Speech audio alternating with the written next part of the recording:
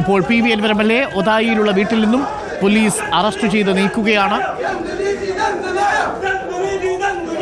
P V Anwar എം.എൽ.എയുടെ അറസ്റ്റിൽ പ്രതിഷേധിച്ചുകൊണ്ട് നാട്ടുകാരും DMK പ്രവർത്തകരും മുദ്രാവാക്യങ്ങൾ വിളിക്കുന്നതും പ്രേക്ഷകർക്ക് കാണാം. ഒരു വലിയ ആൾക്കൂട്ടം അവിടെ തടിച്ചുകൂടിയിട്ടുണ്ട്. വൻപോൽ സന്നാഹമുണ്ട്. പി വി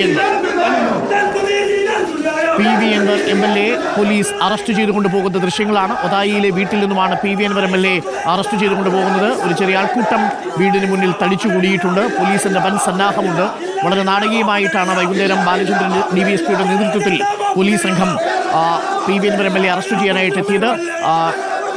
നിലമ്പൂരിലെ നോർത്ത് DFO ഓഫീസ് ഇന്ന് രാവിലെ 11 മണിക്ക് അടിച്ചു തകർത്തതും പോലീസ് ഉദ്യോഗസ്ഥനെ നിലത്തിട്ട് ചവിട്ടിയതും ഒപ്പം സാധനങ്ങൾ പൊതുമുതൽ നശിപ്പിച്ചതുമടക്കം ഇപ്പോൾ കുറ്റങ്ങൾ ചുമത്തിയിട്ടുണ്ട്.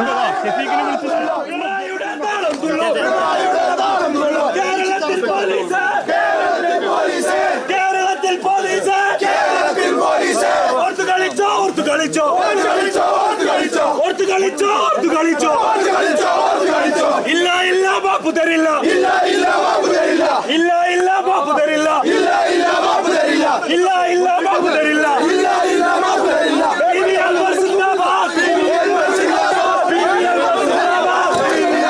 നേരിയ തോതിലുള്ളൊരു സംഘർഷം വീടിന് മുന്നിലുണ്ട്. വീടിന് മുന്നിൽ ഒരു നേരിയ സംഘർഷം.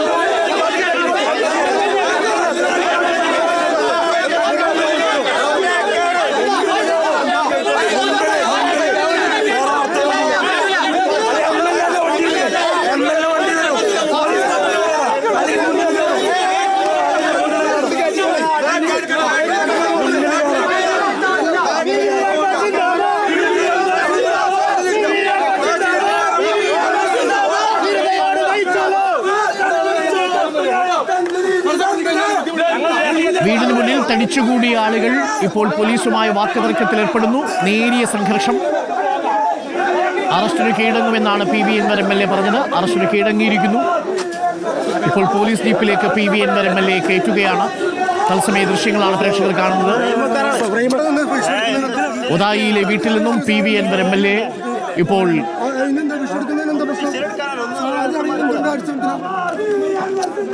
കൈ മാറ്റി സാറേ, ക്യാമറ മുമ്പിൽ കൈ വെക്കുന്നത്.